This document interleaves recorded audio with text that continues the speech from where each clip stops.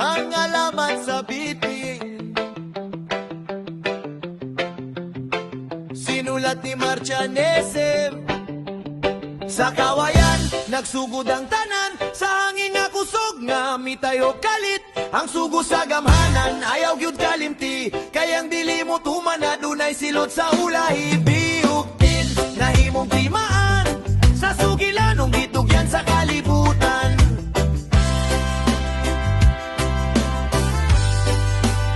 Sa sinugdan sa wala pa'y tawo, gamhanan nagtanong og mga kawayan. Usa ka adlaw mihuyop ang kusog nga hangin, duha ka kawayan na tumbas sa yuta.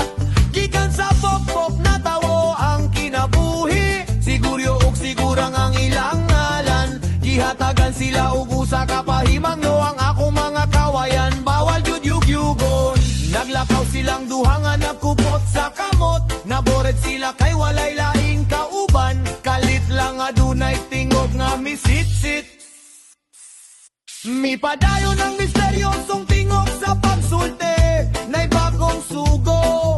Yugyugan na ang mga kawayan. Sa kawayan, nagsugod ang tanan, sa hangin nga kusog nga mitayhop kalit. Ang sugo sa gamhanan, ayaw gyud kalimti, kayang dili mo tuman na dunay silot sa ulahi. Biuktin, nahimong timaan, sa sugilanong gitugyan sa kalibutan.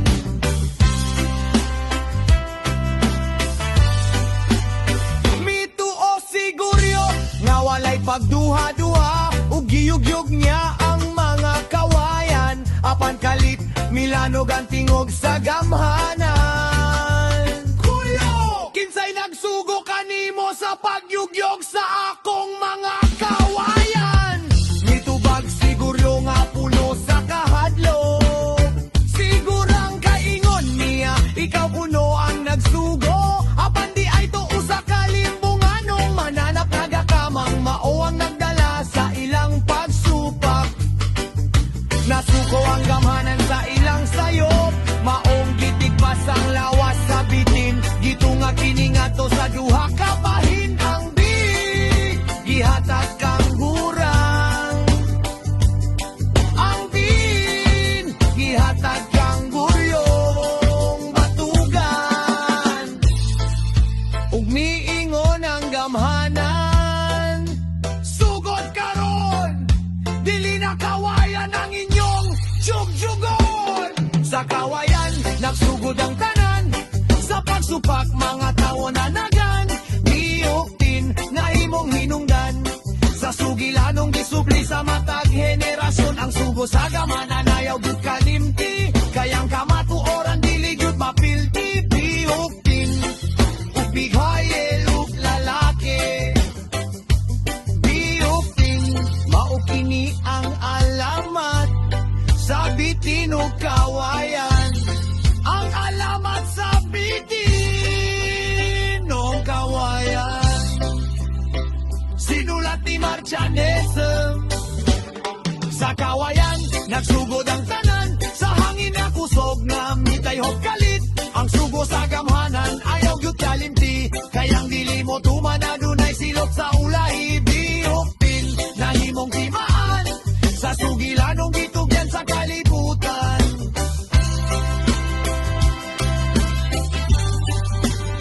Sa sinugdan sa wala pa'y tawo, gamhanan nagtanong ug mga kawayan.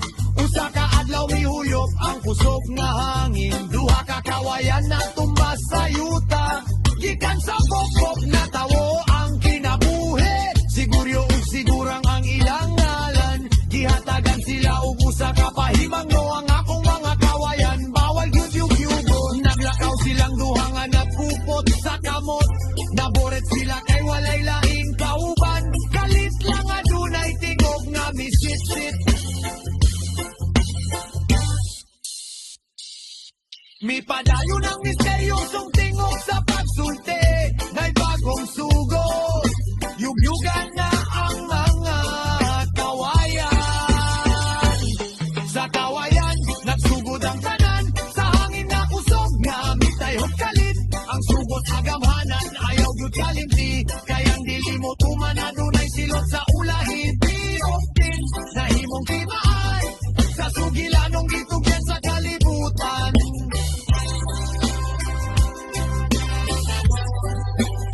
Mituo siguryo nga walay pagduha-duha ug giyugyog niya ang mga kawayan. Apan kalit nilanog ang tingog sa gamhanan. Guryo, kinsay nagsugo kanimo sa pagyugyog sa akong mga kawayan. Nitubag siguryo nga puno sa kahadlo. Sigurang kaingon na ikaw kuno ang nagsugo.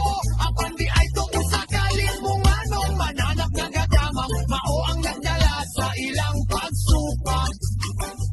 Nasuko ang gamhanan sa ilang sayo. Maong gitigbas ang lawas sa bitin. Kito nga kiningato sa duha ka pahit ang din. Ihatag kang gurang. Ang din. Ihatag kang guryong batugan. Ug miingon ang gamhanan. Sugod karon. Dili na kawayan ang inyong yugyugon. Sa kawayan, nagsugod ang tanan. Sa pagsupak mga